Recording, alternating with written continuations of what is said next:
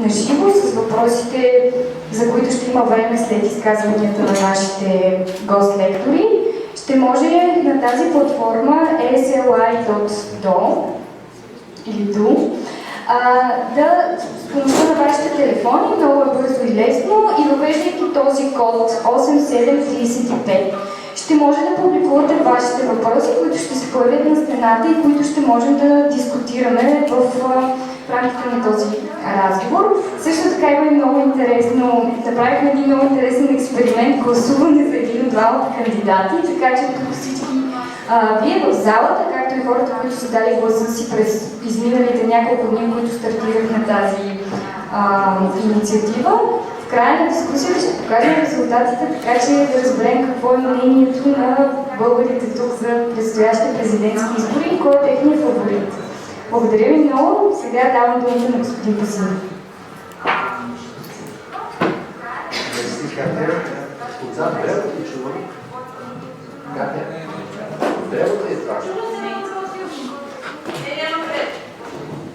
А какво е това, което се чува отзад? Изключи го. Изключете, да, добре, изключете го, за да няма. Окей. I'm very pleased to introduce our speakers on the panel today. On my right-hand side, we have Professor Kirill Avramov, who is Vice Director of the New Bulgarian University, political scientist. And we have Georgi Velev from the board of the Youth Council of the US Youth Council Embassy here in Sofia, who is supposed to arrive. And he has just arrived. Most welcome. And we have a speaker who flew over the ocean, a transatlantic speaker for tonight. This is Professor Sracic, Sracic. He is chair of the Department of Politics and International Relations at the Youngstown State University in Ohio. In 2009, he was selected the Fulbright Scholar in Japan and spent a year teaching in the University of Tokyo. This is a remarkable career, congratulations. He was invited back to Japan in 2012 as part of the Japanese Prime Minister's Office Visiting Experts Program. Very rich CV, but if I have to inform about the whole of the CV, he will not have time for his own speech. And in addition to that, he's writing. He's frequent contributor to op-ed pages in the United States. And his articles on American and international politics and law have appeared in the Washington Post, USA Today, Bloomberg, Insight, Higher, TheAtlantic.com, CNN, which is a dream for any professor. In 2015, he recorded a TEDx talk entitled Ohio, the Swing State. Having said that, I will pass the microphone to Professor Sracic and after that to our two panelists, and after that we shall have Q&A, and after the Q&A we shall have, of course, a glass of wine, water, and whatever we have around. So I will invite you to welcome Professor Sracic to Bulgaria, to the US Bulgarian Alumni Association, and to applaud him in the way which we do with our distinguished speakers.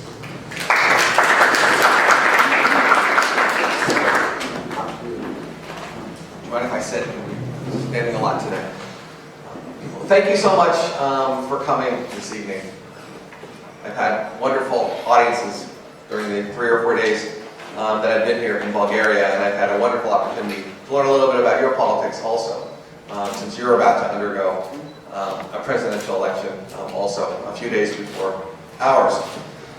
Let me start by warning you or telling you, and you may already know this, that even though our presidential election will affect you, and because it will affect our foreign policy, our presidential elections are not about foreign policy.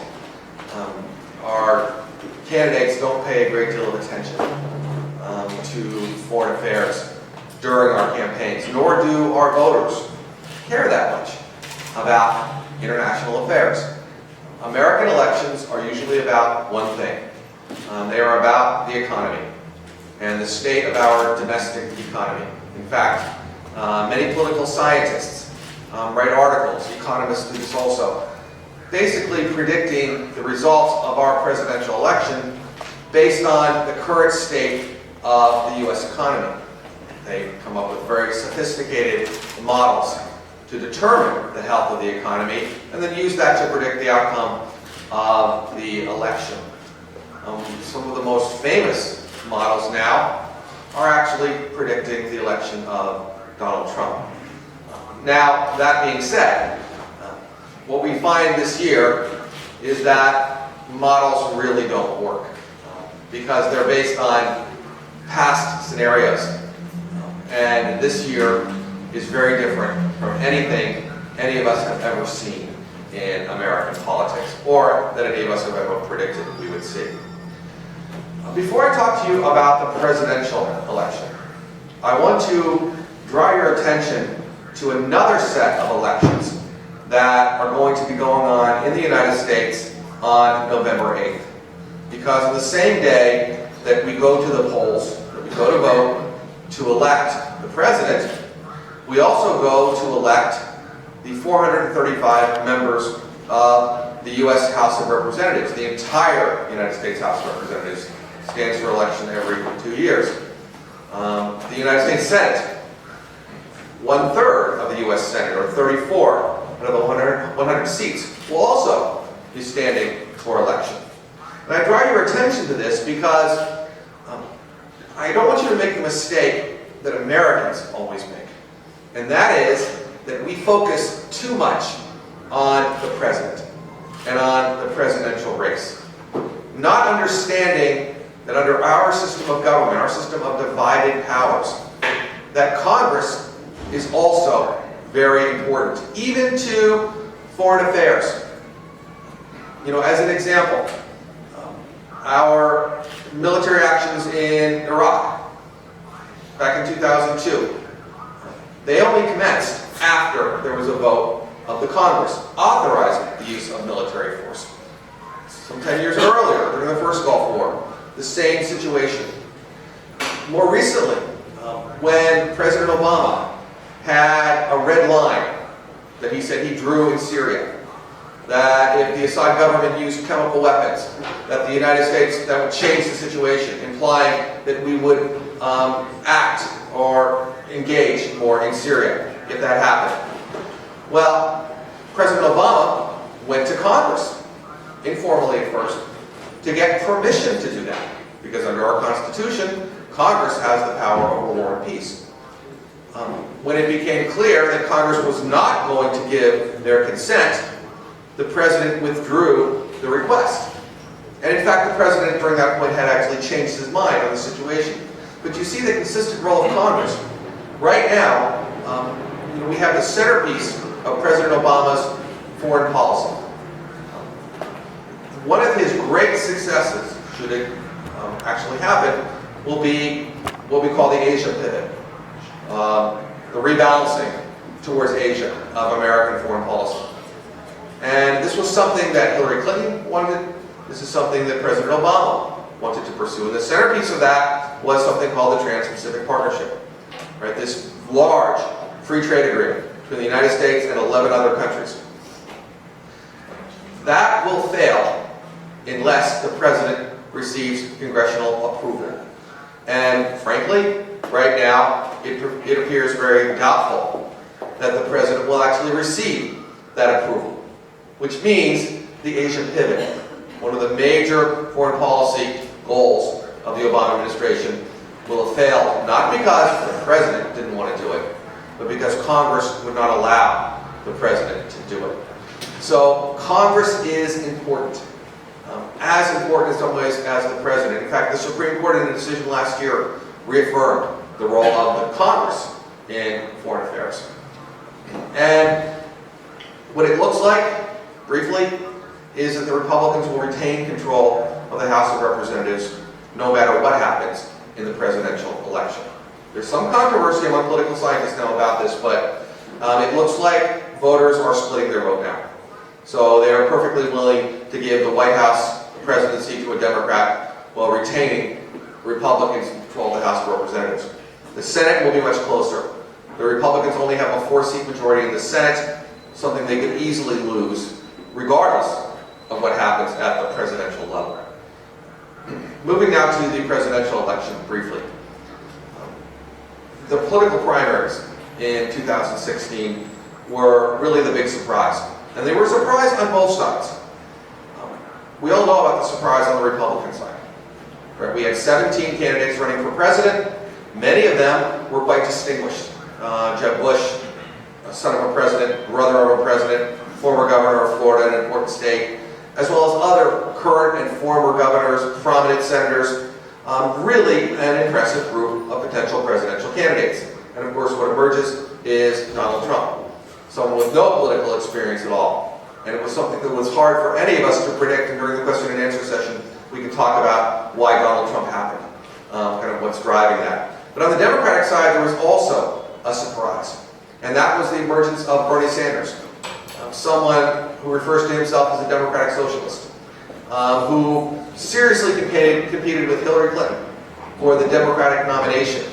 And in some ways, the Democratic Party is still suffering from the result of that primary, because young voters really liked Bernie Sanders. And that means they really did not like Hillary Clinton. And young voters are an important part of any sort of Democratic voting coalition. And this year, it's unclear about whether they will participate in the election. Finally, because I don't want to go on for too long here, a brief look at the foreign policy positions of both Donald Trump and Hillary Clinton. First, Hillary Clinton, because she's a little bit easier. We have a history with Hillary Clinton. Right? She's been a senator. She's been Secretary of State. Although you have to be careful in concluding too much from her tenure as Secretary of State, because she worked for Barack Obama. And I think it's fairly certain that Hillary Clinton is more aggressive in foreign policy than Barack Obama has been. That she was the voice in the administration for intervention most of the time. So as president, she would probably be closer, actually, to the traditional Republican position than perhaps the Democratic position. And in fact, some of the Republicans who don't like Donald Trump, there's a group out there known as the Never Trump people. And these are traditional mainstream Republicans who absolutely do not support Donald Trump. And they are arguing that Hillary Clinton is in fact more of a Republican than Donald Trump is when it comes to American foreign policy. Her own descriptions of her foreign policy, at one point she said, "I'm neither a realist nor an idealist." So this is actually one of Hillary Clinton's problems, is the failure sometimes to take a position. And her foreign policy is in some ways the same way. She hasn't given us a lot of clarity as to what actually she would do. She did talk about missile defense in Europe, and she is stronger on that than President Obama is, and sort of pushing for that. She clearly has more of a commitment to NATO than Donald Trump does, and a firm commitment to Article 5 of the NATO treaty. On international trade, she has moved her position. She was for TPP. In fact, she was indirectly involved in negotiating TPP, and now she claims she's against the Trans-Pacific Partnership. For Donald Trump, very hard to talk about his foreign policy because he doesn't tell us a lot about his foreign policy, sometimes referring to it as a secret plan, that he doesn't want to give away what he's going to do to the enemy, so he won't tell us what it is ahead of time. However, we do know that he thinks the United States is overly involved in international affairs, that we have too many troops around the world, and that we cannot afford to keep those troops around the world.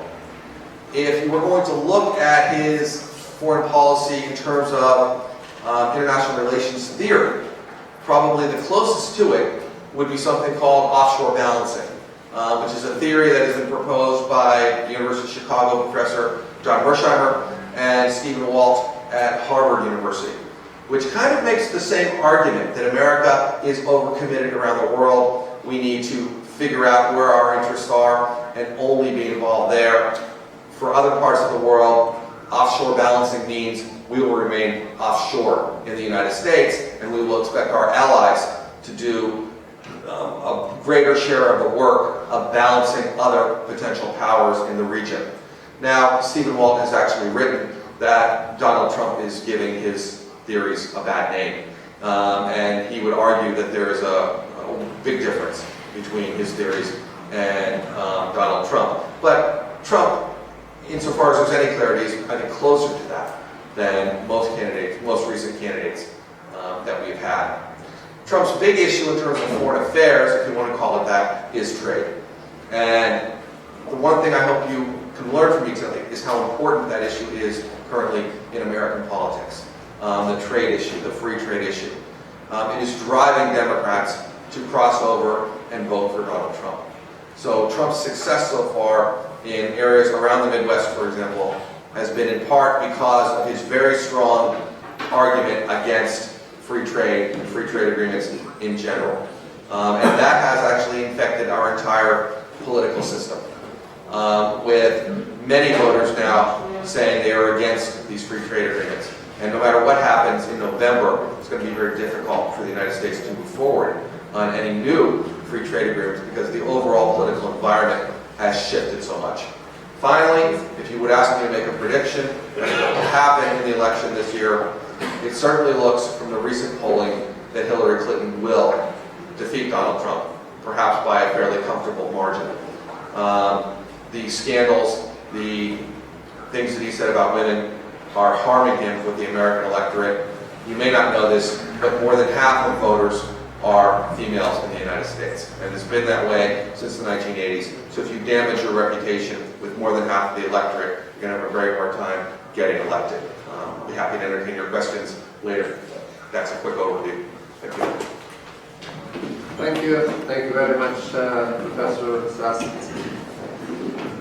And congratulations to you and to the United States for receiving the Nobel Prize for Literature yesterday. It was a great news for me to learn that Bob Dylan got the Nobel Prize this year, and after 24 years the Nobel Prize for Literature goes back to the United States. So I have a number of questions which I'll be happy to share with all of you during the Q&A session, but now I will, with no delay, I will pass the microphone to Professor Ramov, from the Vice Rector of the New Bulgarian University. Thank you very much, Dr. Pasi. Dear guests, добър вечер на всички. Welcome to Bulgaria on behalf of the Bulgarian University as well, and thank you very much, Dr. Pasi, for inviting me this year, or this evening, for such an important time and topic. Let's start with a sort of an irony and probably a bit of a provocation, since I see that the size of the topic that draws such a size of people that are interested to talk about those elections. Actually, we have more proper information about the U.S. elections, in the campaign, than from the information that we can draw from our own, which is not a very good comparison. It's a bit of irony, but however, I'll start with my provocation to Professor Sracic from one of my favorite lectures that he delivers in TED Talks, my fellow non-Americans. My fellow non-Americans, let me just give a brief description of what, for those of you, I urge those of you that haven't seen that, you can easily find that talk by this distinguished professor here.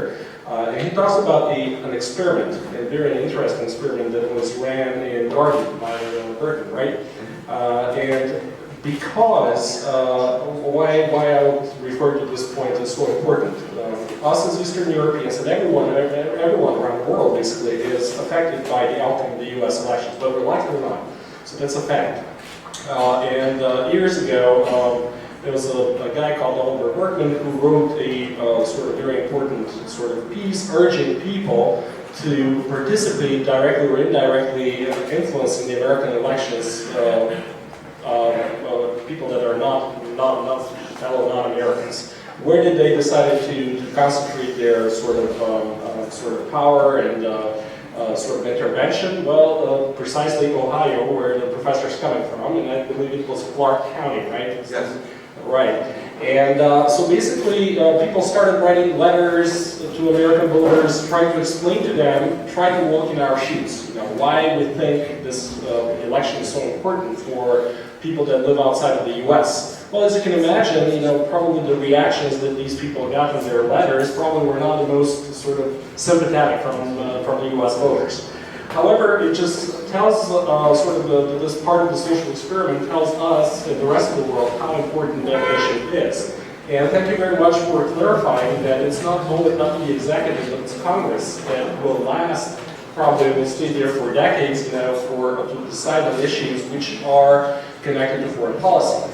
Now, having said foreign policy, I do believe, sir, that this brief description that you gave us is a very rich one. I kind of would like to highlight a couple of things. You know, my other fellow non-Americans this year have tried to probably interfere and tamper with American results. And having said that, and having in mind, of course, this over-engagement overseas and abroad, some of us have the sort of the nervous tweak, you know, of what if we're left to deal with a world which clearly is having a frequency and nature of conflict worldwide, a very different kind and with a very different intensity at this point in time, and a very aggressive Russia at the point.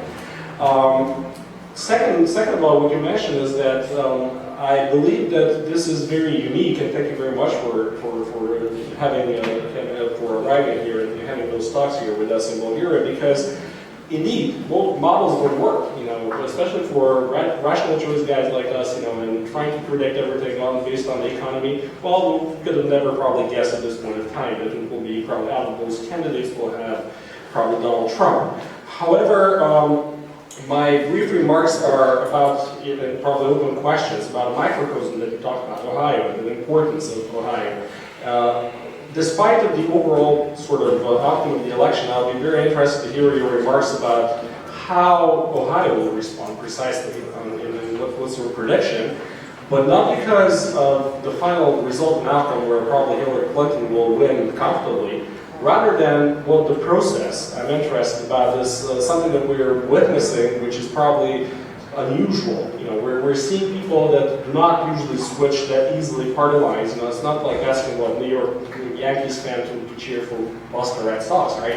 It's not something that people would naturally do, or Czeska Lewski, you know, just don't go in and say, I will root for the other team just because, you know, tactically we need to, or strategically we need to position ourselves. Rather than, I'm interested to see whether this is connected to a larger phenomenon. It's something that we see in Europe, and what one of our fellow political scientists calls the populist sidekicks. Whether we do have, and there is some connection, you know, whether we do have, let's say, an angry all-white voter, middle class, and so on. So those are the questions. I'll keep it brief because I'm pretty sure that by looking at the electronic sort of questions that we do have with the online platform, there are quite provocative and probably would be better, you know, sort of going through the discussion. But thank you very much, sir. Appreciate it. Thank you, Professor Art. I can share your concern that you know more about the European elections than about the Bulgarian elections, presidential elections, I mean. And now I pass the mic to Georgi Belev from the Youth Council. Georgi, welcome. Thank you, Mr. Pasi, dear Professor Sracic, dear Professor Avramov, Mr. Pasi. First of all, thank you very much for the invitation and the chance to hear me here tonight. Maybe most of you are wondering what is this young boy doing on a table with the past foreign minister of the country and two professors. But I would like to share with you some impressions from my visit to the United States. I had the opportunity in July to visit the States and to go to the both conventions of the political parties. This was one great experience for me. So when I was invited to speak here today, I was wondering what interesting can I say to you.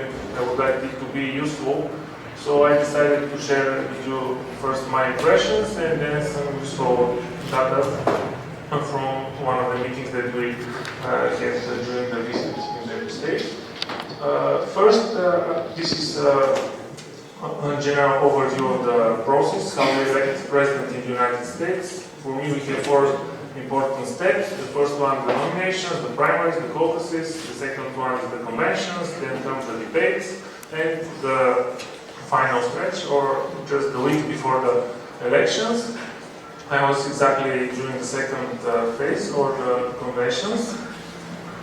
And the bold convention this year was the first one, the Republican one in Cleveland, Ohio, and the second one was in Philadelphia.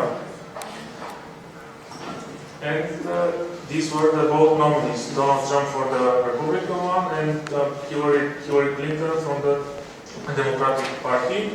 But what is interesting to mention about both of them, they have very big percent of unfavorable view of the society. You can see 25% of the Americans don't like the both candidates, and for example in 2012 only 11% of the voters have this kind of perspective for the candidates. The numbers that I'm showing to you are from Gallup International in Washington. We had the opportunity to visit their headquarters, and we had one very interesting presentation. The numbers are far from July, but I think that they are still actual and can give us a perspective of what we can expect. Something that Professor Sracic mentioned just before we start, the role of the young generation in this election. It's also something that we were discussing during our visit, that this will be one very important group for this election. And 50% of the youngsters between 18 and 29 years old say they are Democrats, and 33% of them are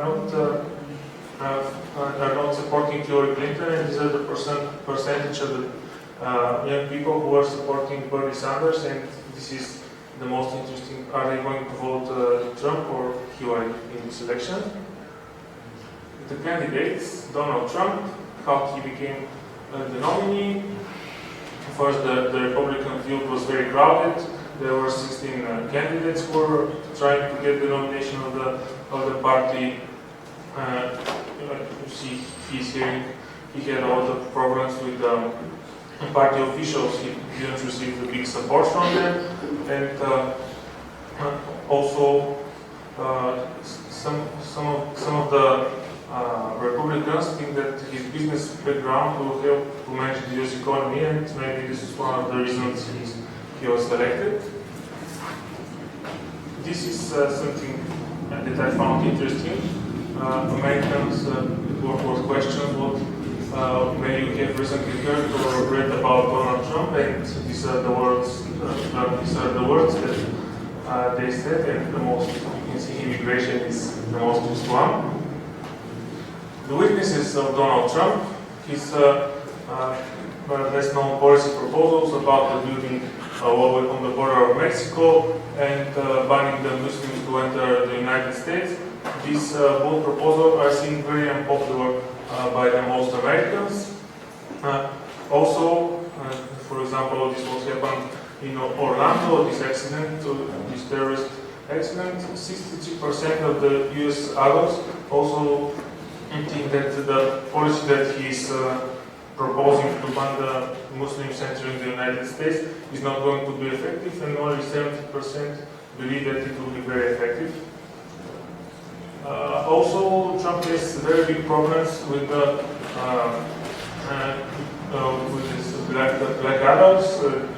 These numbers are the margin between him and Hillary Clinton, with the Hispanics and with the women.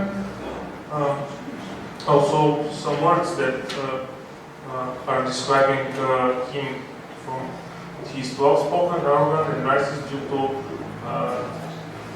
to American voters. And the second candidate, Hillary Clinton, his strength is he has been very popular inside her own party, the Democrats. 87% of them he had favorable rating. Also, the Black Democrats supported him maybe because of the endorsement of the current President of the United States, Barack Obama. And we can also see that President Obama has very big percentage of improvement of his job, which helped Hillary Clinton also to perform well during the campaign.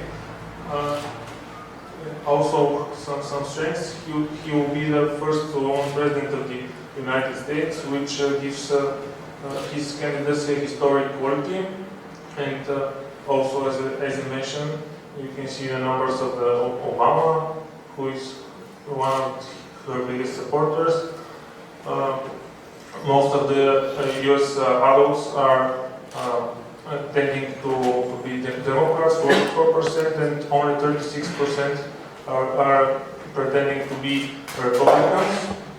And also you can see that they believe Hillary Clinton will be more experienced, will work better with the both parties, and her qualities are exactly that one that the next president should have. And this is the same picture for Hillary Clinton, like the previous one of Donald Trump, and what the voters have answered. Her weaknesses, of course, the email scandal is very unpopular, especially when we're talking about white men. You can see the numbers. Let's not read them. And she's trying to succeed the second term president of the same party. President Obama has already served 2 terms, and now it will be surprising to have another representative of the Democratic Party to give a third term as the president. And also, he has a lot of problems with honest. Only 32% of the Americans find her that she's honest. And these were the things that I wanted to share with you. So thank you for your attention.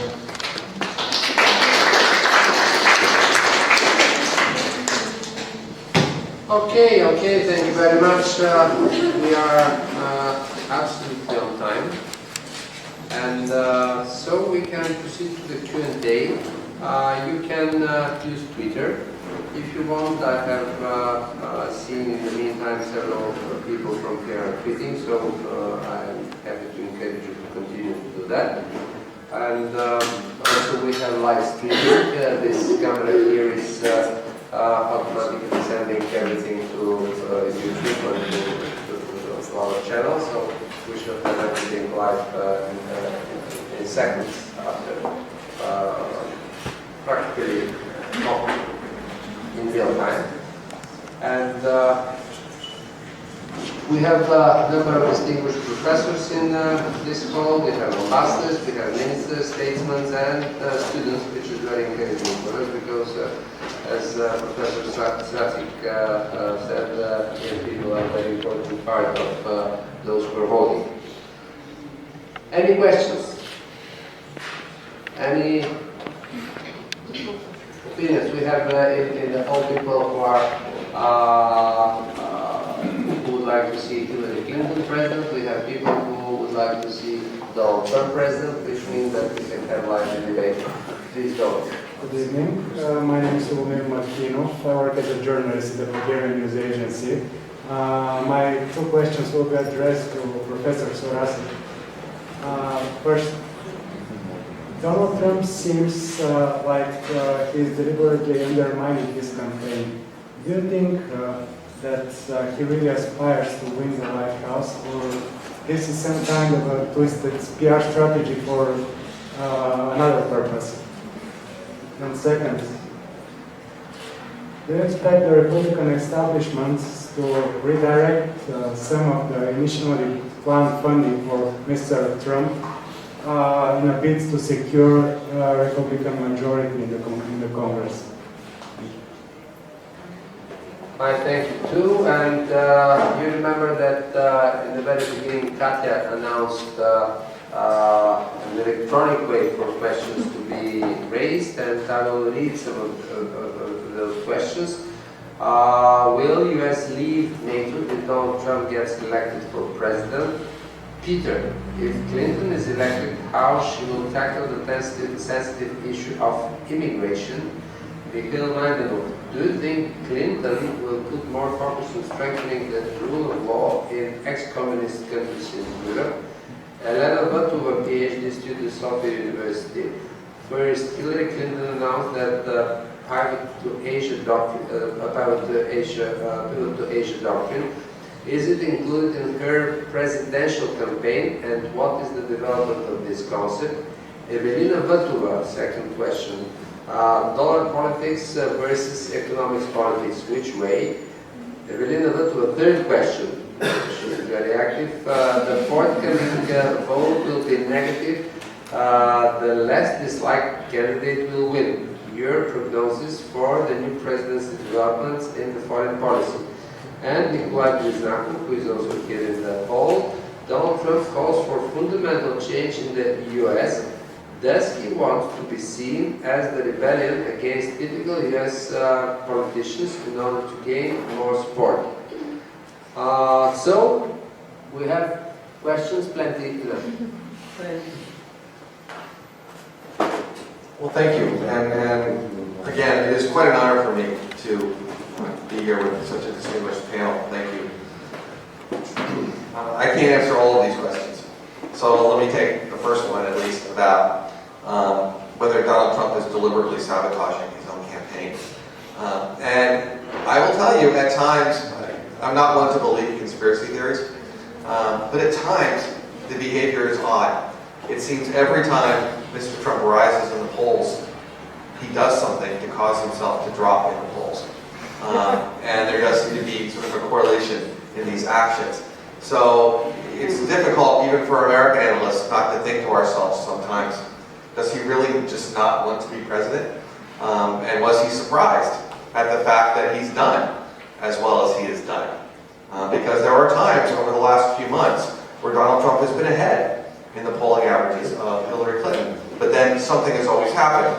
However, this last event, the one that really has seemed to drop him after the first debate, was the release of the audio and videotape, which really did seem to drive Republicans even, who were starting to gravitate towards him. What you often see in American politics is the parties come together as you get closer to the election. Republicans really want to support the Republican nominee, just as Democrats really want to support the Democratic nominee. And that was starting to happen, and that was really helping him in the polls. But then this comes out, and it makes, I think, many of these voters kind of back off. And I don't think he had planned that. In fact, there may be some evidence that NBC had that tape for a while and didn't release it until a very devastating time for the Trump campaign, shortly before the election. So I don't think that he had anything to do with that. But should he win the election, to move to another question, which I think is probably one of the most serious questions for this audience and here in Bulgaria, is about the U.S. leaving NATO if Mr. Trump were to be elected president. And frankly, I think that is impossible. I do not think that would happen. I don't think Mr. Trump would push for that to happen. In fact, from what you can discern from what he says, this is more of a bargaining position for Mr. Trump. Remember, he's a businessman who likes to make deals. And I think the way he sees things is when you're in a negotiation, you start with an extreme position because it gives you room to back down from that position. So I think what he really feels strongly about, what he wants, is for our NATO allies to pick up more of the bill for defense costs. He's talking about the percentage. And the threat of abandoning these countries is how he would pursue having people pay a larger percentage of the GDP towards their military budget. So I think that's what this is. It's not really a threat to leave. And if anything, it's a threat to interpret Article 5 in a non-automatic way. And the NATO treaty, and I've written about this elsewhere actually, there is also Article 12 in the NATO treaty, which says that we're obliged to respond, but according to your constitutional processes, and this actually goes back to my earlier point, that under the United States, for us to respond, Congress also has to get involved. Congress is involved with that decision. And there is no loss of support for the NATO alliance, I think, in Congress. So they wouldn't go along with this. So it's something that I don't really think you have to worry about, regardless of the results of the election. And hopefully, I think what you see here is a presidential candidate who's inexperienced in international relations. Therefore, he's not very careful when he says things, and he doesn't realize all the time that the rest of the world is listening and may react accordingly and may start making calculations that are not necessarily accurate calculations as to what the United States will or will not do in these situations. And hopefully, as he moves forward, that will change a little bit. Thank you. Another technical, not political question. You mentioned that 34 senators will be elected during this campaign. Why 34? Is it because of the presidential elections? The next 2 years, after 2 years, they will re-elect 33, then 2 years ago they re-elected 33. Is that correct? It's correct. It's actually, it's interesting. I used to speak to them in a minute. We elect a third every 2 years, so they serve a 6-year term. And it's actually one of the most interesting things in the Constitution, this deliberate only 1/3. Because, even though we are a democracy, and we try to promote democracy around the world, our own Constitution is very nervous about democracy. And it's nervous about majorities. So that 1/3 was put in there intentionally, so that in one election, a majority of the Senate cannot be overturned. And it puts a limit on democracy. So eventually the majority can get their way. But in the short term, they have to wait. That's why Thomas Jefferson referred to the Senate as sort of the teacup where the passions sort of cool of the majority, and that was intentional. And incidentally, of the 34 that are up for re-election, 24 are Republicans, only 10 are Democrats. So it does put the Republicans in somewhat of a difficult situation in that they have to defend more seats. Most Democrats are not up for re-election, so they can't lose if they're not on the ballot. Thank you. Any other questions?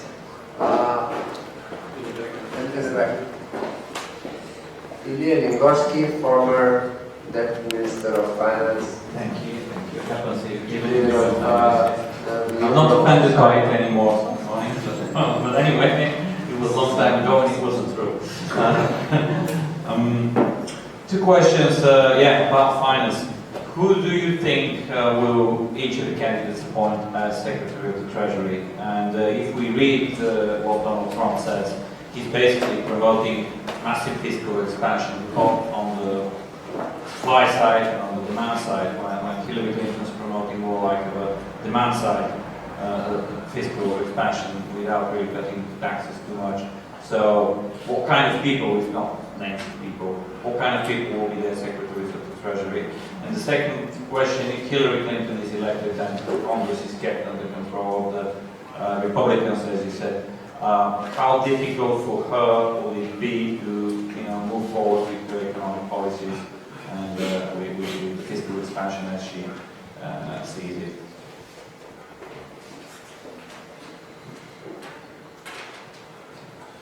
Thank you, and thank you for attending here tonight.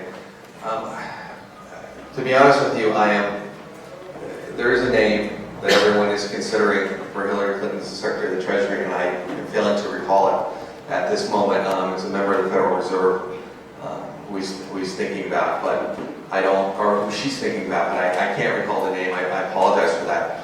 For Donald Trump, I don't think any of us have any idea.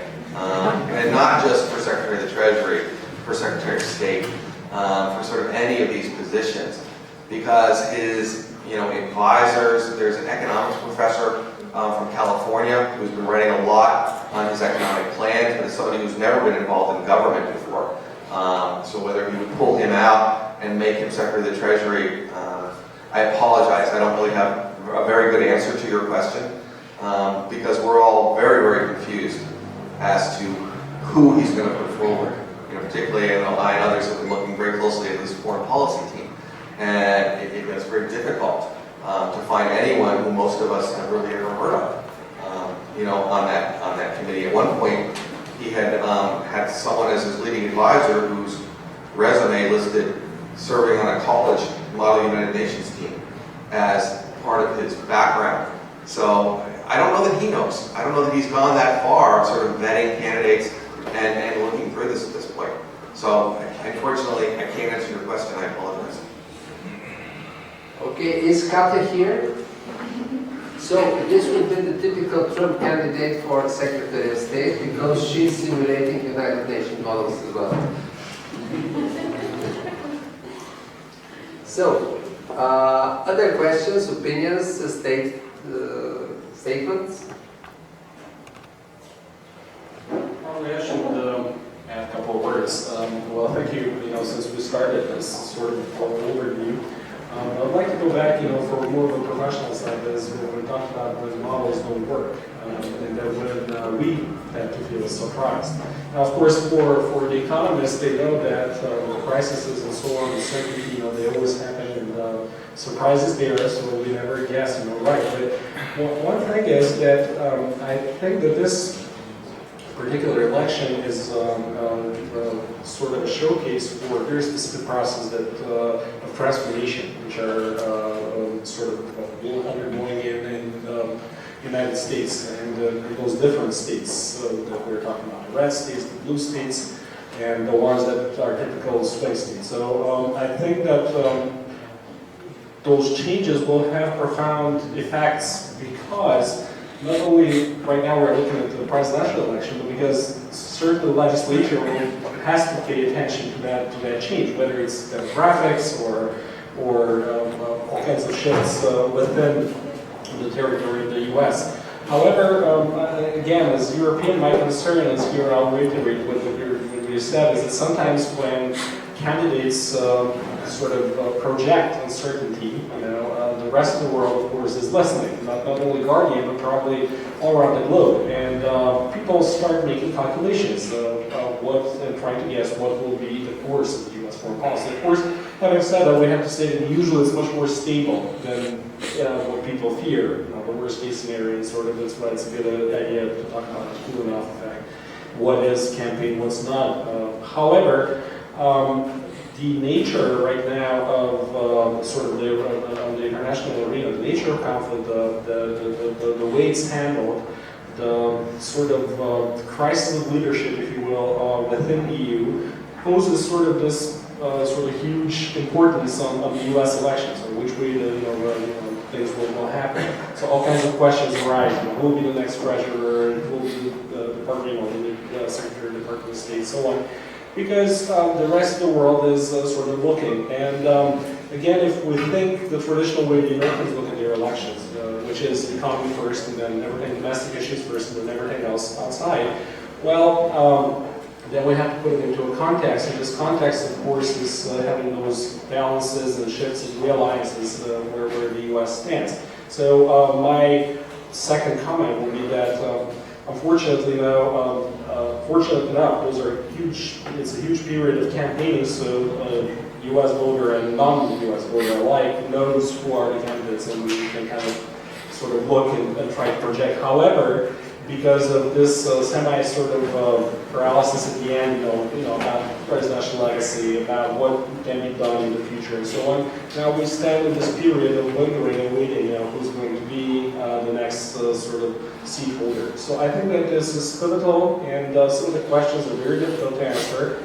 We can try to predict certainly, but yeah, we live in a time that probably some of the models that we're talking about don't work. We ended up with Donald Trump. And the Trans-Pacific Partnership is not very perspective to be finalized. Maybe we shouldn't even ask about the TP, the Transatlantic one.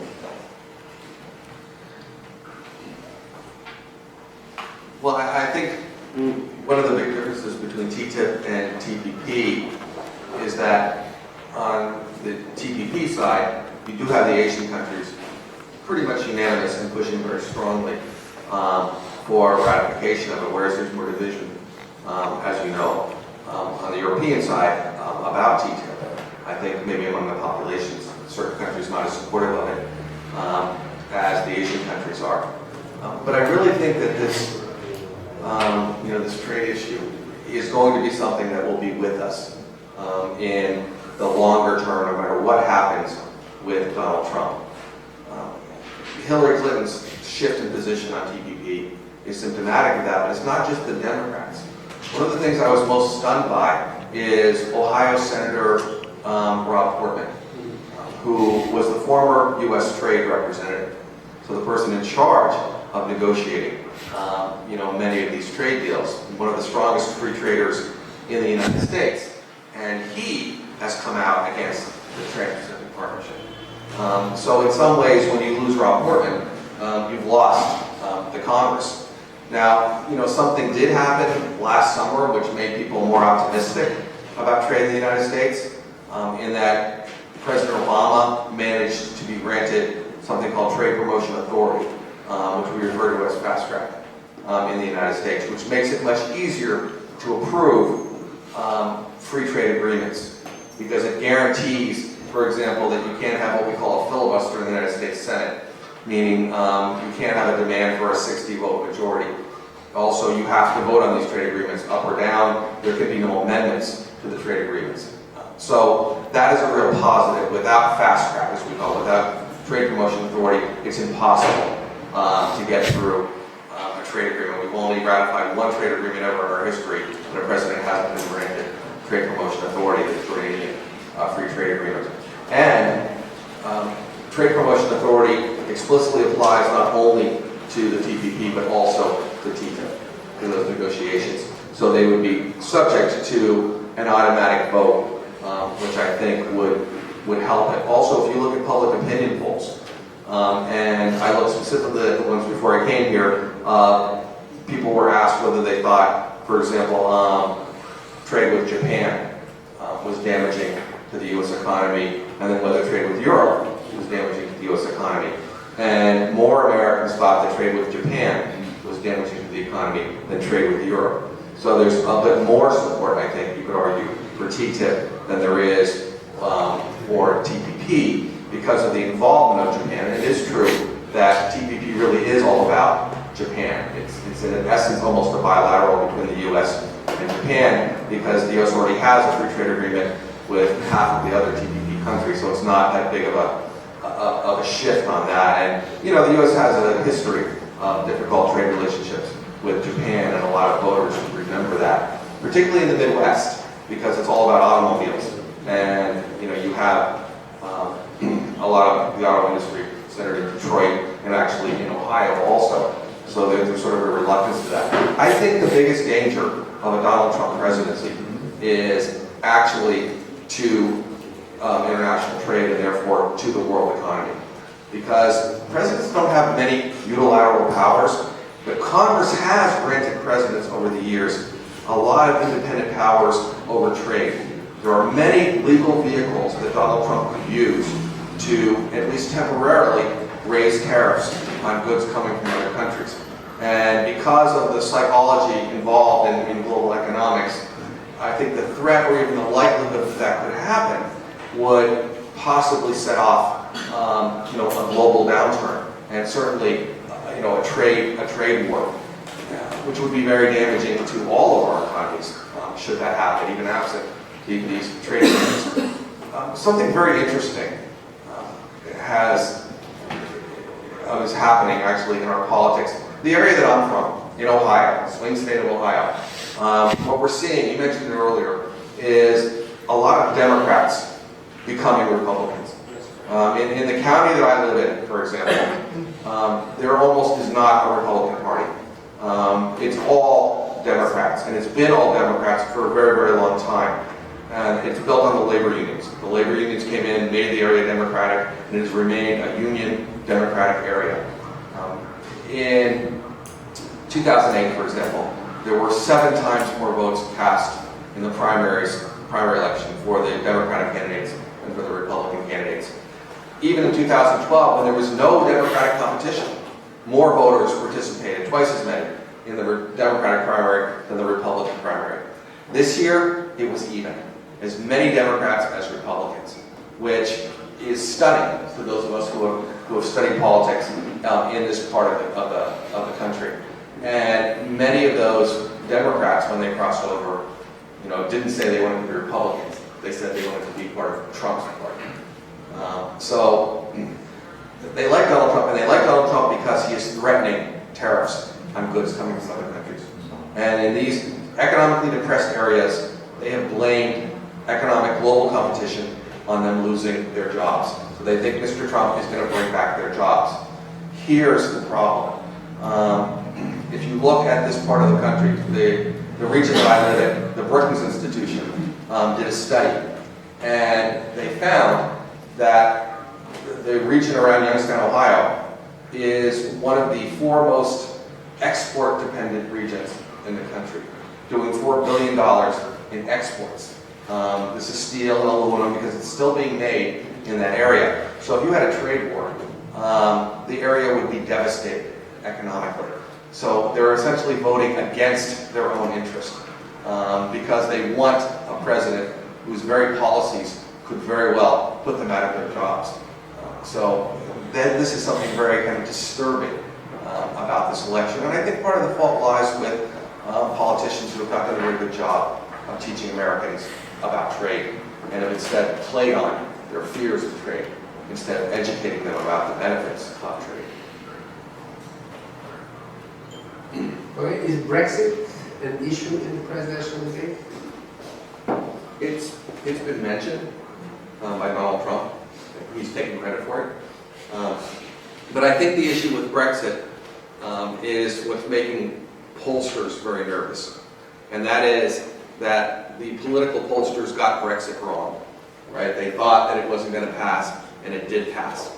And what some people are worried about is that we'll have the same effect with Trump because of the, and we don't know, right? But the theory is that voters were lying to pollsters.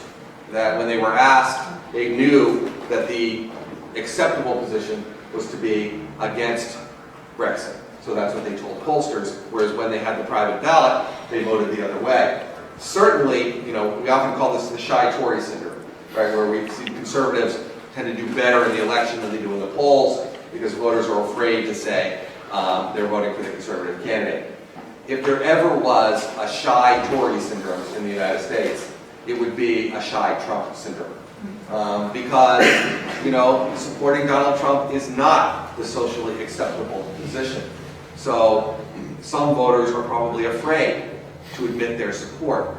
Now, Nate Silver, the 538 site, the New York Times, has analyzed the primary data, looking for any symptoms, signs of this shy Tory syndrome, this people lying to pollsters, and he couldn't find it in the primaries. Although when you look at the raw data, you do see a difference between the polls and the outcome on the East Coast than you do in the Midwest, which if you know something about American politics, the coasts are more favorable to globalism, would be less inclined for people to admit their support for Donald Trump. So if you were going to find it, that's where you would find it. And you do see in the raw data some evidence of that. Not completely significant, but I think there is a little bit of evidence, and it is something I think that makes people nervous. The other thing that's making us nervous is no one knows how to model this electorate.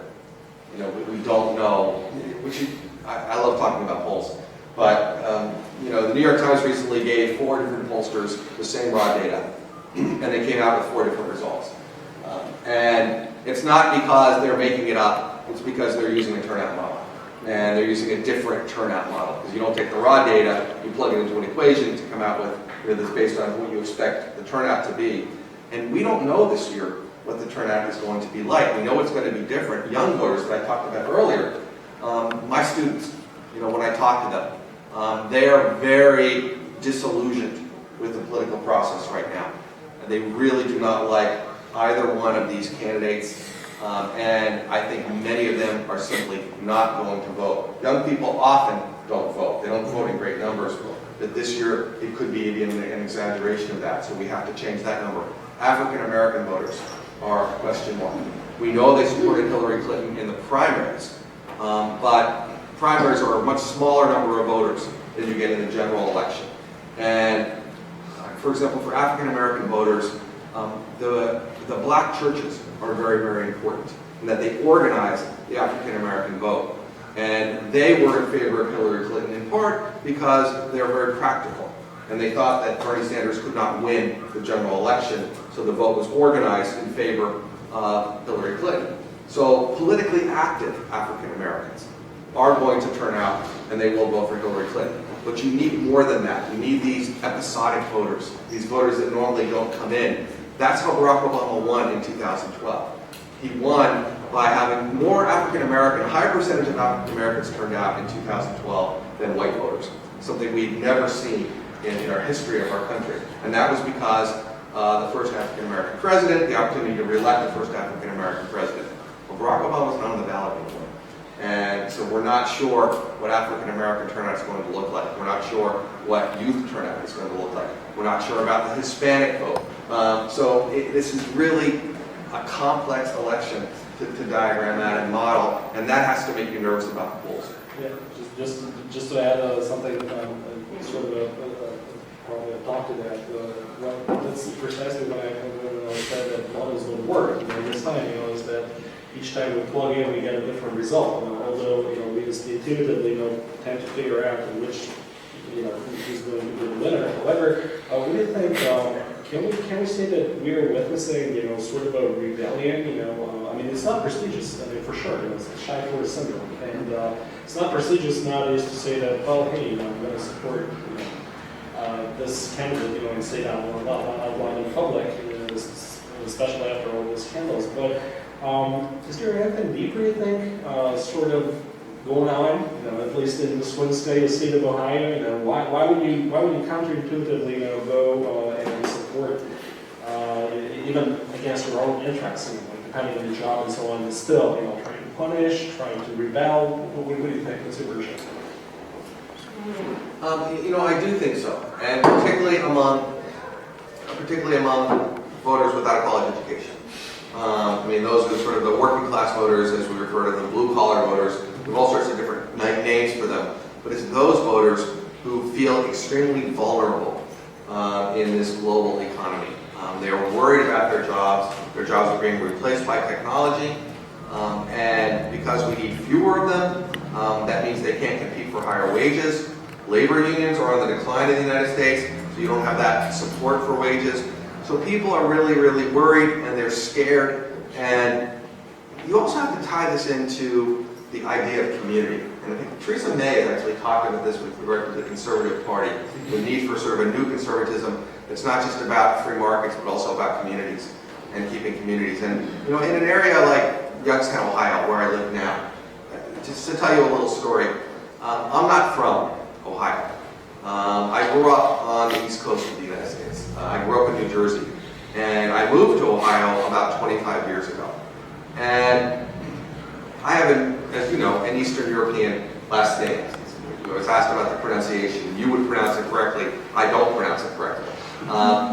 But there are many people from Eastern Europe in Northeast Ohio, in Youngstown, Ohio. So it's very common for people to have an Eastern European last name. And for so many years, people would insist that I was related to someone in Youngstown, Ohio, that I was somebody's brother or somebody's son, because I did not make sense in Youngstown, Ohio. People don't move to Youngstown, Ohio.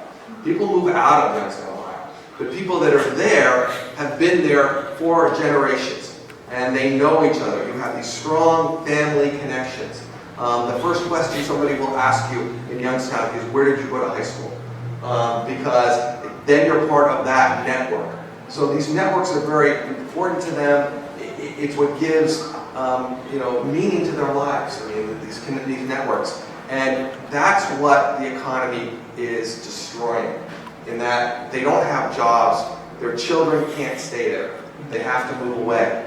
And so the community begins to fall apart. Their children move away. And they don't have this life that they want. When Donald Trump says, "Make America great again," that's what he means. At least that's what they hear when they hear that, when they hear him say that they're going to get their communities back. This social life, this social capital that they value so much.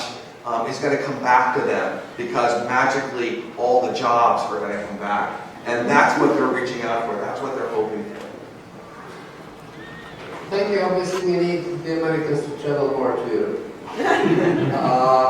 And now I would like to thank very much to our three panelists, to Kirill, to Paul, and to Georgi, and to extend special thanks to Mlada and to the U.S. Embassy in Sofia, which is supporting us in this event. And to Katya. Katya, you want to say something? Maybe we should present the results from our poll. Okay, go ahead.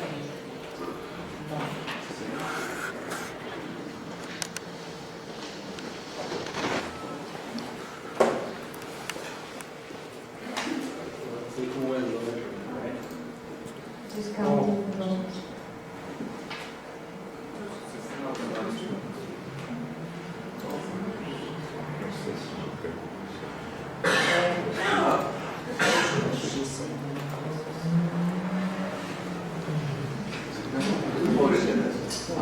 The people here. Really? Yeah, they were doing a lot longer than what we were talking about. So, how many people voted? 21. 21. This is representative. This is representative. And then we're 62% to 38%. This makes the life of Trump much worse. Okay, now we have something on the other side of the room. Please come there. We shall continue. Thank you very much. Thank you.